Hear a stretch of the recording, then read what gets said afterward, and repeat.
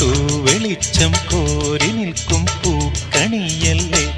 ആകാശം താഴുന്നു, നീഹാരം തൂകുന്നു, കതിരൊളികൾ പടരുന്നു, ഇരുളലകൾ അകലുന്നു. പുലർന്നു പുലർന്നു തെളിഞ്ഞു തെളിഞ്ഞു ചുവന്നു തുടുത്ത മാനം നോക്കി കൂട്ടിൽ നിന്നും മേട്ടിൽ വന്ന പൈങ്കിളിയല്ലേ. തൂവെളിച്ചം കോരി നിൽക്കും പൂക്കണിയല്ലേ.